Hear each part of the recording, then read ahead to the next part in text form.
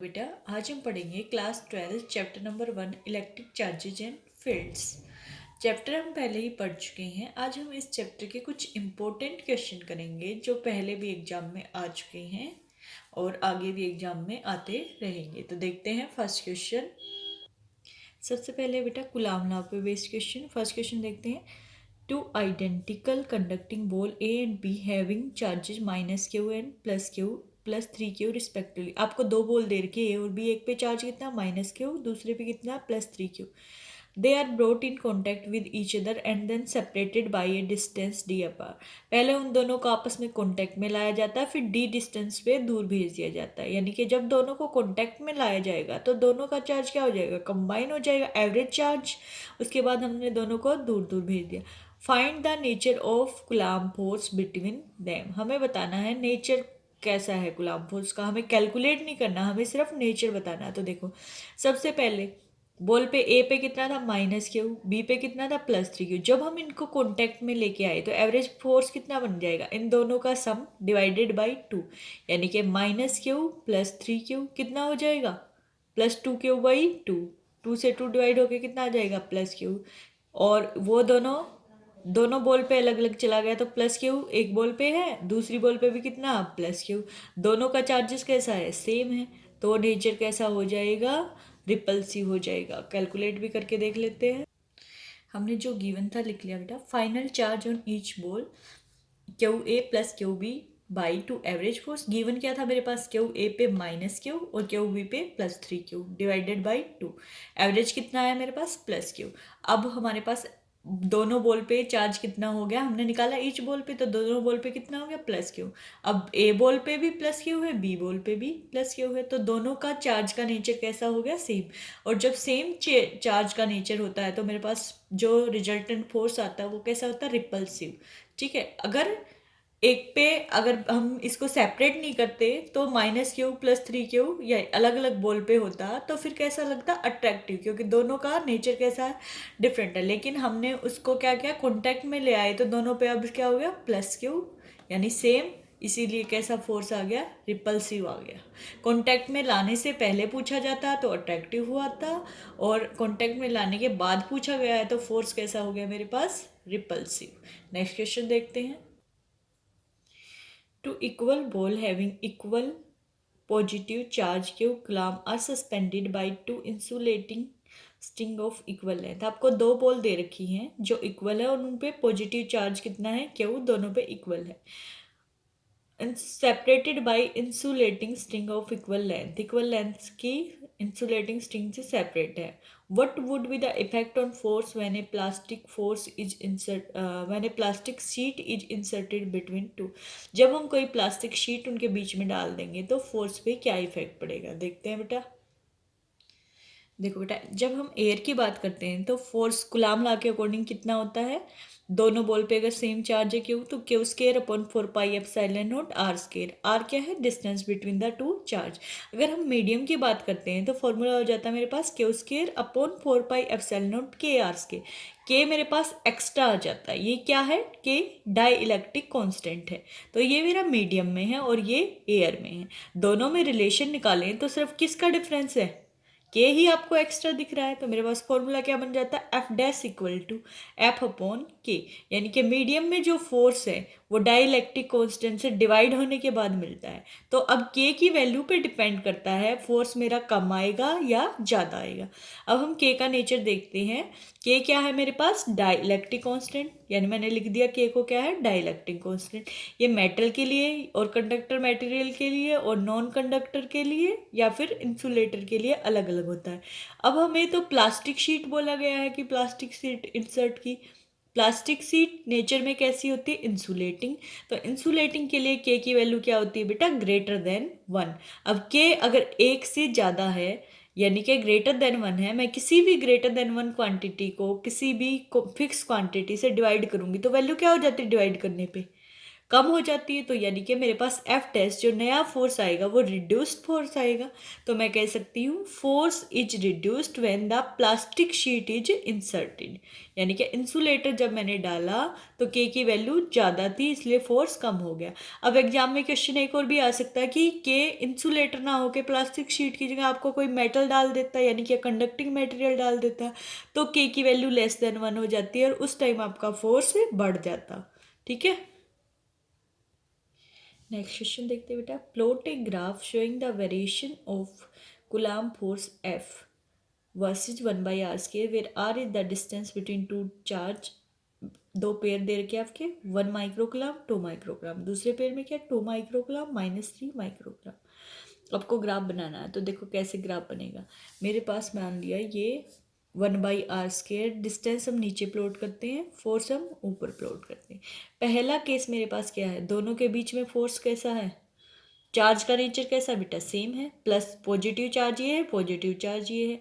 अगर दोनों के बीच में चार्ज का नेचर सेम होता है, सेम चार्जेस एक दूसरे को क्या करते हैं, रिपेल करते हैं, और एफ का कूलम्ब लॉ से कैसे वेरी करता है, F directly proportional to 1/r square, या फिर मैं बोलूँ F inversely proportional to r square, एक ही बात है। तो मेरा नेचर कैसा हो जाएगा, जब रिपल्सिव फोर्स होगा तो ऐसे, जैसे जैसे इस तरीके से। ठीक है, अब दूसरा है 2 माइक्रोकूलम्ब -3। अब देखो एक पॉजिटिव है एक नेगेटिव है, दोनों का नेचर चार्जेस का कैसा है, अपोजिट है। अपोजिट चार्ज एक दूसरे को अट्रैक्ट करते हैं, अट्रैक्ट करेंगे तो मेरा कैसा फोर्स आ गया, अट्रैक्टिव फोर्स आ गया। अब हमें ग्राफ प्लॉट करना है, ग्राफ कैसा हो जाएगा, देखो ऊपर रिपल्सिव फोर्स था तो ऐसे जा रहा था, अब अट्रैक्टिव फोर्स है तो ग्राफ मेरा इस तरीके से आ जाएगा। ये आपको याद भी रहना चाहिए डायरेक्ट कि रिपल्सिव फोर्स के लिए ये वाला ग्राफ होता है और अट्रैक्टिव फोर्स के लिए ये वाला ग्राफ होता है। यहाँ से आप एक बात और कह सकते हो, रिपल्सिव फोर्स देखो जैसे जैसे आप डिस्टेंस को कम कर रहे हो 1/r के, यानी कि डिस्टेंस को आपने घटा दिया तो फोर्स क्या हो जाता है, बढ़ जाता है। और जैसे जैसे अट्रैक्टिव फोर्स में भी यही होता है, जैसे जैसे आप डिस्टेंस को कम करते हो अट्रैक्टिव फोर्स बढ़ जाता है। ये आप डायरेक्ट भी कह सकते हो कि F inversely proportional to 1/r के है, अगर डिस्टेंस को घटाओगे तो फोर्स क्या हो जाएगा, इंक्रीज हो जाएगा। ग्राफ बनाना हो तो ये वाला ग्राफ आप बना सकते हो। नेक्स्ट क्वेश्चन देख लेते हैं, स्टेटमेंट क्या है बेटा। Two identical point charges Q each are kept 2 metre apart in air. दो सेम चार्जेज है, कैसे है, क्यू दोनों के 2 मीटर के डिस्टेंस पे एयर में रखा हुआ, मीडियम कौन सा दे रखा, air. A third point charge Q of unknown magnitude and sign is placed on the line joining the charges such that system remain in equilibrium। इन दोनों के बीच की जो लाइन है Q चार्जेस की, उस पर कहीं Q दे रखा है, Q हमने रख दिया, क्या बताना है, find the position and nature of Q, कि वो सिस्टम इक्विलिब्रियम में रहेगा और उसकी पोजीशन और नेचर बताना हमें Q का। तो बेटा डायग्राम से हम बता देंगे, ठीक है। वैसे सबसे पहले देख लेते हैं, देखो अननोन साइन है और कैसा होना चाहिए, इक्विलिब्रियम में होना चाहिए। अगर क्यू का चार्ज पॉजिटिव हो गया, ये दोनों भी चार्ज कैसे हैं, क्यू क्यू पॉजिटिव है। चलो आपको डायग्राम से समझा देते हैं। ये देखो बेटा प्लस क्यू सेम नेचर का चार्ज हमारे पास गिवन था, इसके कहीं बीच में हमें कैपिटल क्यू रखना है और इन दोनों के बीच डिस्टेंस कितना गिवन है, 2 मीटर। हमें नहीं बता रखा क्यू का नेचर कैसा है, पॉजिटिव है या नेगेटिव, लेकिन ये बता रखा है इक्विलिब्रियम कैसा होना चाहिए, स्टेबल इक्विलिब्रियम होना चाहिए।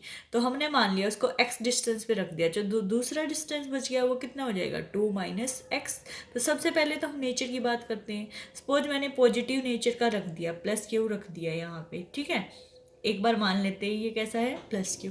अगर प्लस क्यू रखा मेरा तो इस पॉइंट पे तो चार्ज कितना आ जाएगा बेटा, इधर भी प्लस क्यू है इधर भी प्लस क्यू है, तो दोनों की वजह से सेम आ जाएगा,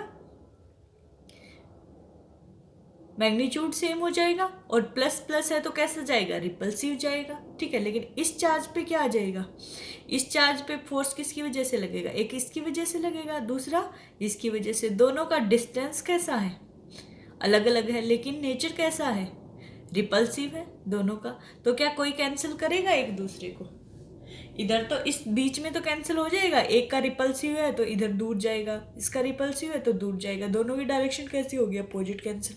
लेकिन इसका रिपल्सिव है तो इधर से दूर जाएगा मान लिया, फिर इसका भी रिपल्सिव है तो दोनों की डायरेक्शन सेम हो जाएगी, तो पॉजिटिव तो हो नहीं सकता चार्ज, नहीं तो स्टेबल इक्विलिब्रियम नहीं आएगा। तो स्टेबल इक्विलिब्रियम मेरा कब आएगा, जब यहाँ पे कैसा फोर्स रखा हो, नेगेटिव फोर्स। अब नेगेटिव में रख दूंगी तो कैसा नेचर हो जाएगा, अट्रैक्टिव हो जाएगा और एक दूसरे से कैंसिल हो जाएगा फोर्स।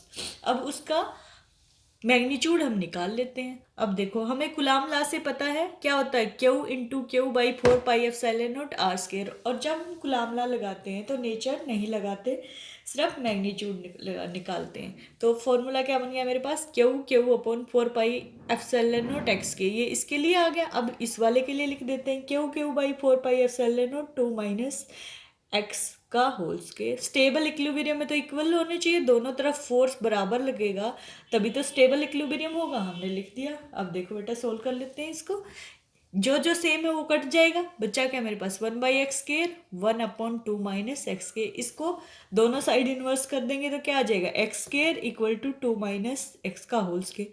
दोनों साइड स्क्वायर है तो दोनों साइड टेकिंग स्क्वायर रूट, मेरे पास क्या बचा, x equal to 2 minus X. जब मैं सोल्व करूंगी तो x की वैल्यू क्या आ गई 1, यानी कि पोजीशन क्या होनी चाहिए 1 मीटर। 2 मीटर मुझे क्या था, गिवन था, स्टेटमेंट में क्या गिवन था, दोनों के बीच का डिस्टेंस कितना है 2 मीटर। कैलकुलेट किया तो कहाँ आ गया 1 मीटर, यानी कि इसके बिल्कुल सेंटर में, अगर 2 का आधा करेंगे तो कितना आएगा 1 मीटर, तो इसके सेंटर में। तो यहाँ से हम एक, अगर क्वेश्चन एक ही नंबर का तो पूरा निकालने के बजाय हम एक स्टेटमेंट दे देते हैं। देखो लेकिन वो स्टेटमेंट कब वैलिड होगी, जब यहाँ पे जो चार्ज है और यहाँ पे जो चार्ज है वो क्या हो, सेम हो, नेचर भी सेम हो और उसका मैग्नीट्यूड भी। देखो प्लस क्यू था, प्लस क्यू था, अगर दोनों सेम चार्जेस दिए हों तो मेरा जो तीसरा चार्ज है वो स्टेबल इक्विलिब्रियम में कब होगा, जब दोनों के बिल्कुल एग्जैक्टली बिटवीन देम रखा हो। तो यहाँ से हम एक स्टेटमेंट दे देते हैं, नोट डाल के रखी हुई है, बहुत ही इंपॉर्टेंट स्टेटमेंट है ये, आपके 1 नंबर के क्वेश्चन में डायरेक्टली काम आएगी। If the same charge is given at both end, an unknown charge has to be placed between them to maintain the stable equilibrium। दो सेम चार्जेस गिवन है और अननोन को स्टेबल इक्विलिब्रियम मेंटेन करने के लिए उनके बीच में कहीं रखना है, तो कहाँ रखेंगे, then it has to be placed exactly at mid point between them. ठीक है, एग्जैक्टली एट मिड पॉइंट पे कब रखेंगे, जब दोनों सेम चार्जेस होंगे। ठीक है, आप डायरेक्ट भी कर सकते हो इसको बजाय कि निकालने के। नेक्स्ट क्वेश्चन है बेटा इलेक्ट्रिक फील्ड में, देखते statement, a particle of charge 2 microcoulomb and mass 1.6 gram is moving with a velocity 4 metre per second. आपको एक चार्ज दे रखा है जिस पे कितना है 2 माइक्रोकूलम, उसका मास दे रखा है और उसकी वेलोसिटी दे रखी है।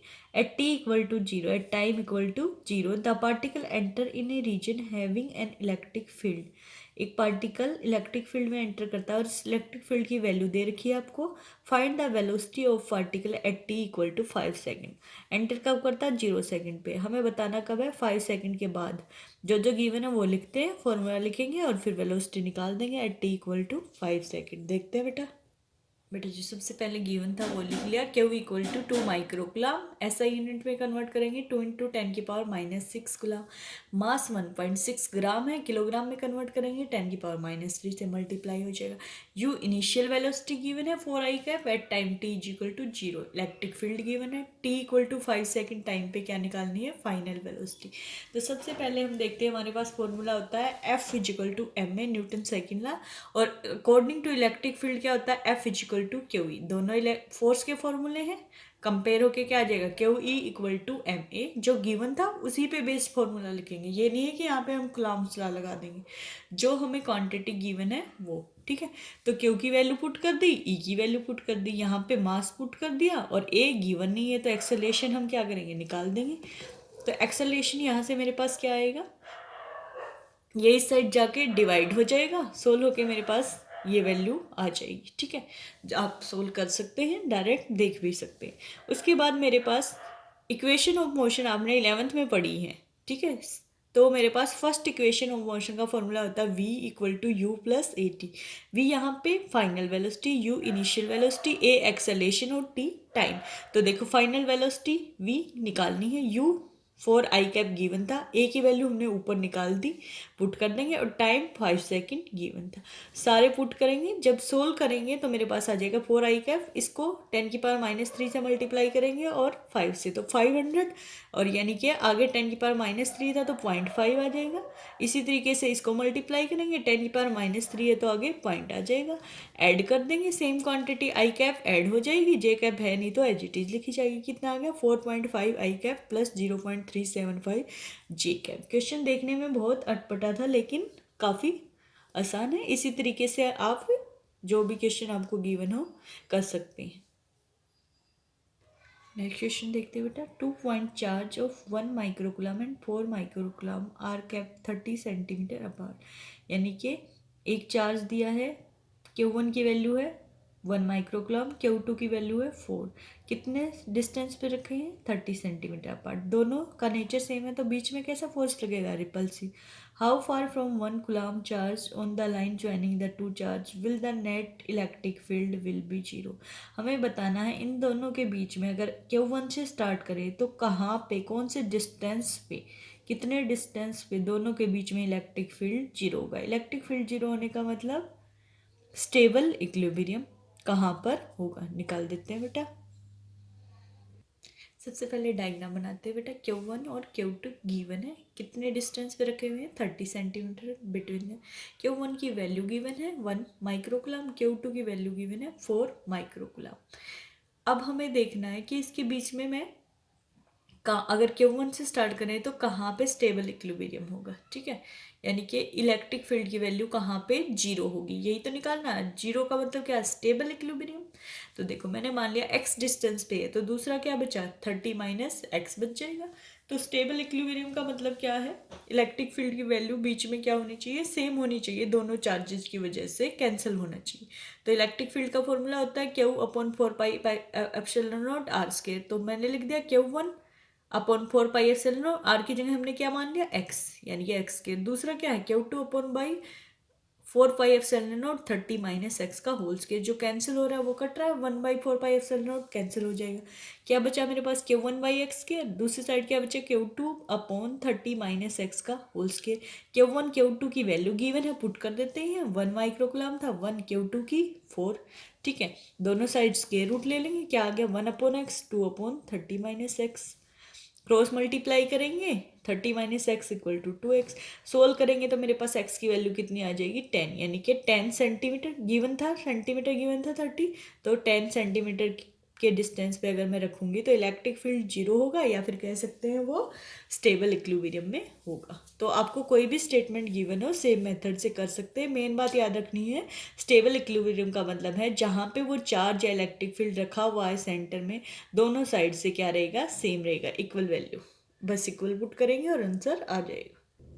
नेक्स्ट क्वेश्चन है बेटा मेरा इलेक्ट्रिक फील्ड लाइन पे। सबसे पहले फर्स्ट क्वेश्चन देखते हैं, 10th क्वेश्चन देखते हैं पहले। Why do the electrostatic field line not form close loop. आपने देखा है कि जो इलेक्ट्रोस्टैटिक फील्ड लाइन होती है वो क्लोज लूप नहीं बनाती। क्लोज लूप कौन बनाता है, जो मैग्नेटिक फील्ड लाइन है वो देखा आपने, नॉर्थ से साउथ क्या बनाती है, क्लोज लूप। तो इलेक्ट्रिक फील्ड लाइन का नेचर भी तो सेम सेम होता है मैग्नेटिक फील्ड की तरह, फिर क्यों नहीं बनाती है close loop.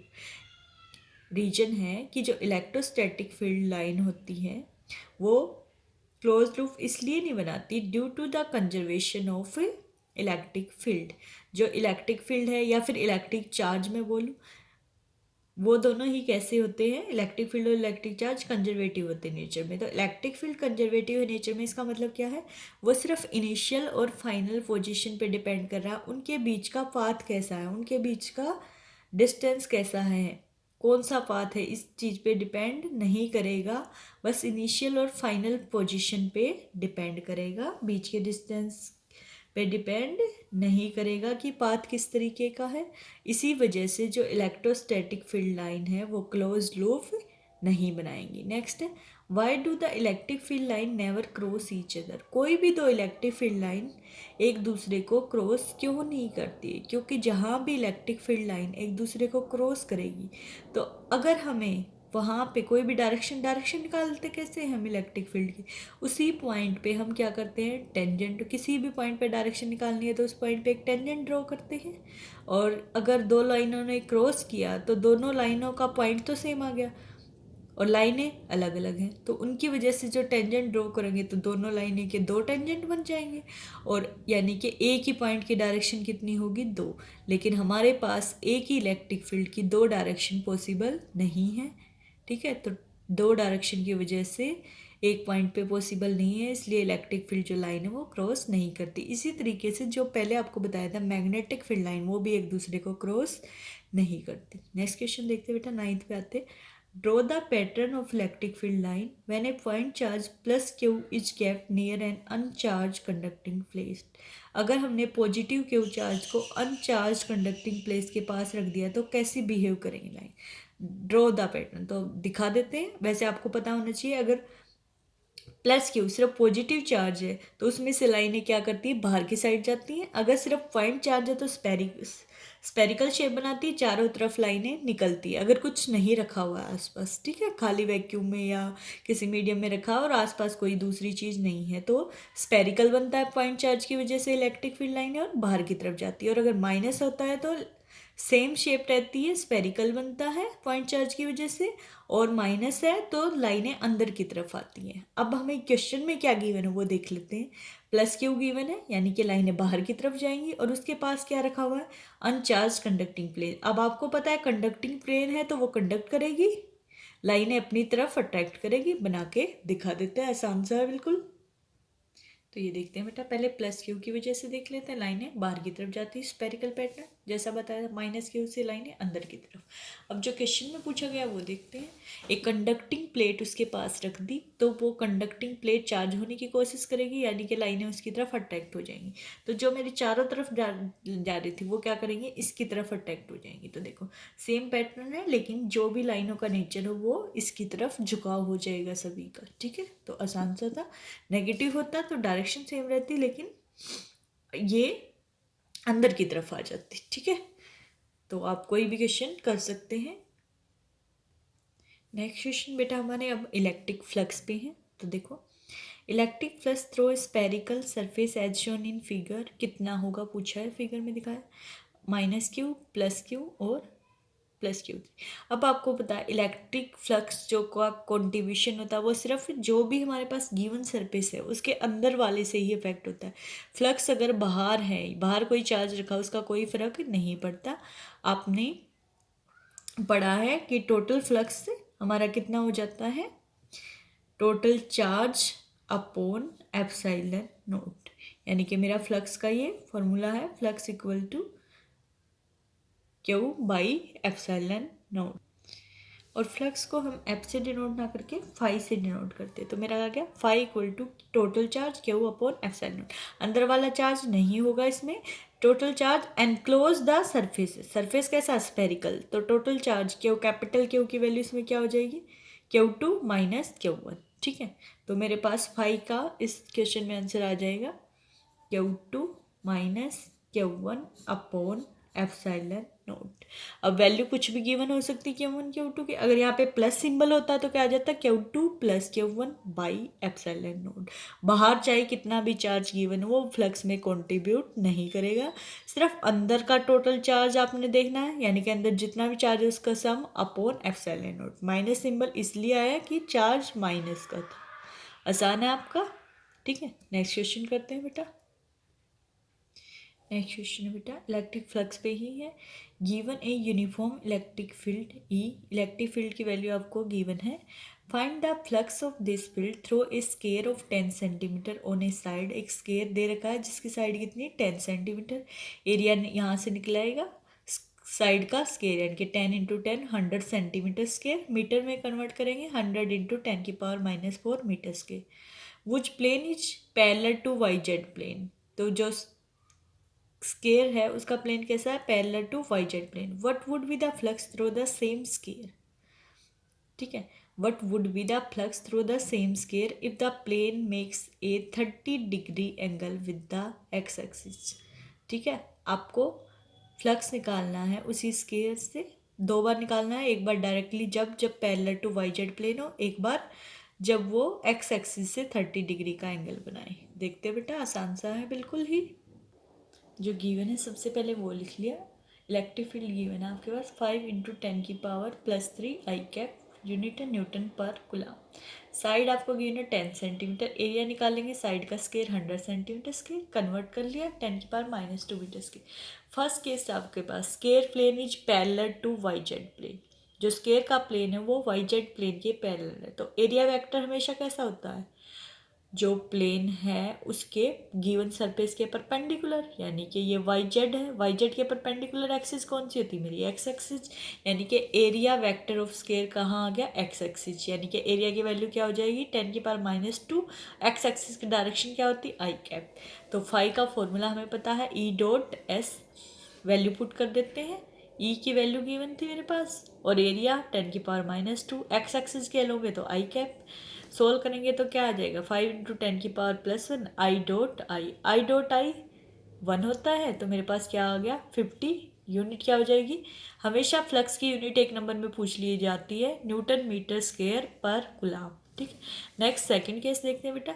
Plane of square makes 30 degree with X axis. आपको दे दिया कि जो प्लेन ऑफ स्केयर है कितना एक्स एंगल बनाता है, एक्स एक्सिस से 30 डिग्री। अब आपको तो जो थीटा चाहिए, थीटा क्या होता है, angle between the area vector and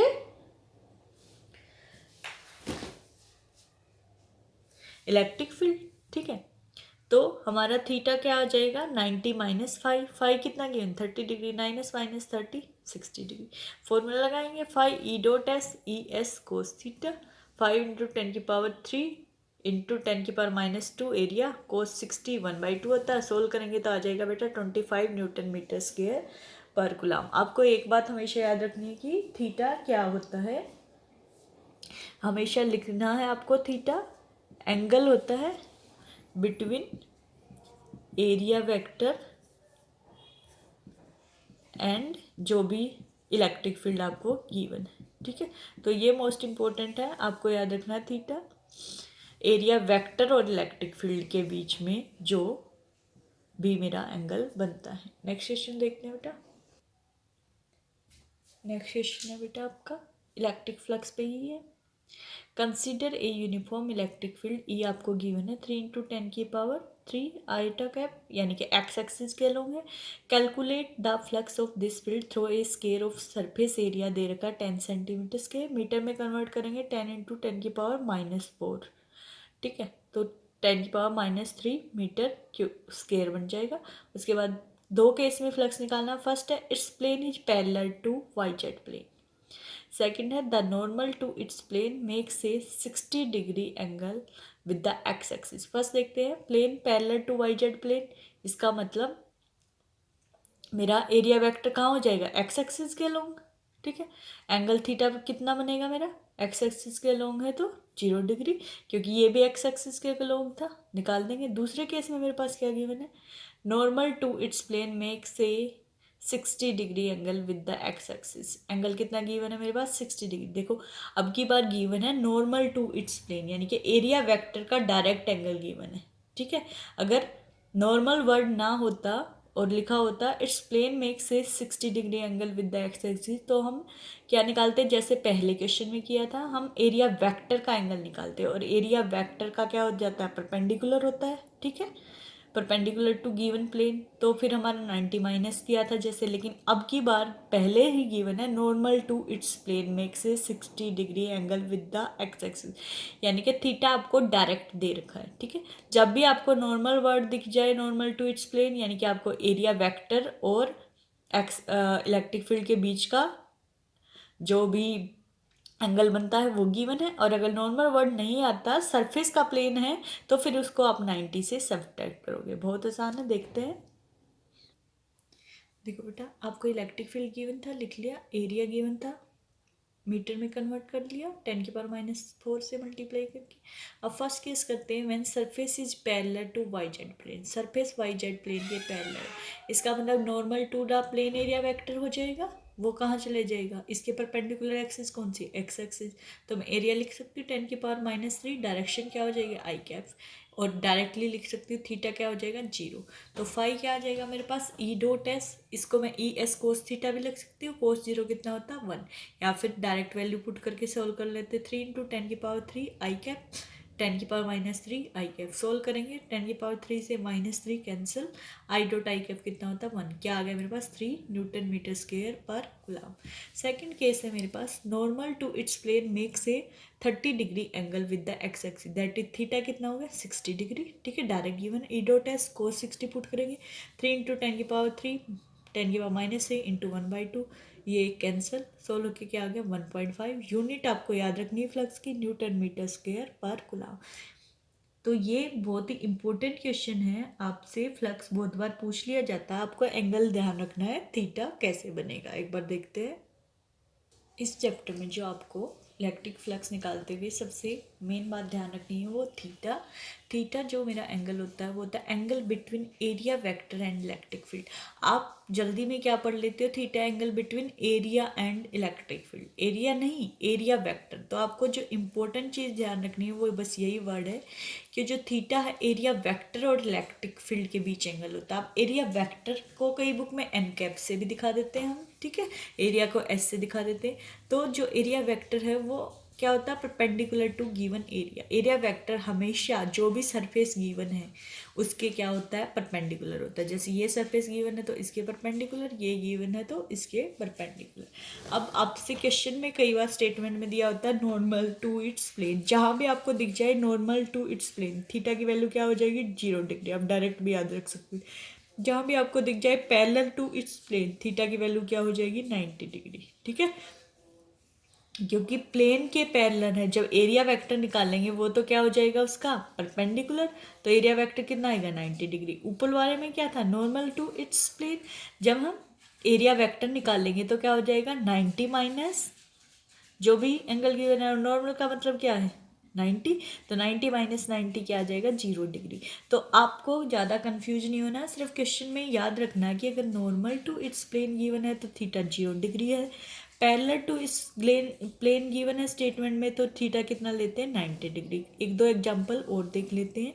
अगर आपको स्टेटमेंट में लिखा है प्लेन मेक्स 60 डिग्री एंगल, तो जो भी हम थीटा निकालेंगे उसको हमेशा 90 में से क्या कर देंगे सब्ट्रैक्ट कर देंगे जो भी एंगल गिवन है। प्लेन मेक्स 60 डिग्री एंगल यानी कि 90 माइनस 60 30 डिग्री आ गया, थीटा की वैल्यू 90 से सब कर। प्लेन मेक्स 30 डिग्री होता तो 90 माइनस 30 60 डिग्री कर देते, 45 होता तो वो घटा देते, जो भी एंगल मेरे पास गिवन हो।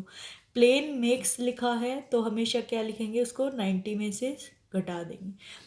अगर लिखा है normal to plane makes 60 degree angle, अगर नॉर्मल वर्ड आ गया नॉर्मल टू प्लेन मेक्स तो हम थीटा को एज इट इज ले लेंगे, क्योंकि ये मेरे पास एरिया वेक्टर का एंगल गिवन है। नॉर्मल टू प्लेन क्या होता है आपको एरिया वेक्टर, और यहाँ पे आपको प्लेन का गिवन है यानी कि एरिया का गिवन है, और एरिया वेक्टर निकालेंगे तो वो परपेंडिकुलर होता है तो 90 में से सब्ट्रैक्ट करना पड़ेगा। तो मेन बात आपको बस यही ध्यान रखना है, जब भी आपको पैरेलल टू इट्स प्लेन या प्लेन सिंपल गिवन हो तो थीटा को क्या करते हैं बेटा 90 में से सब्ट्रैक्ट करते हैं, और जब भी आपको नॉर्मल टू प्लेन गिवन हो तो आप थीटा को एज इट इज लेते हैं। बस ये दो बातें ध्यान रखनी है और आपके सारे न्यूमेरिकल आराम से हो जाएंगे। आपको आज हमने किस किस पे करा दिए, गुलाम लॉ पे करा दिए, इलेक्ट्रिक फ्लक्स पे क्वेश्चन कराए हैं, और इसके अलावा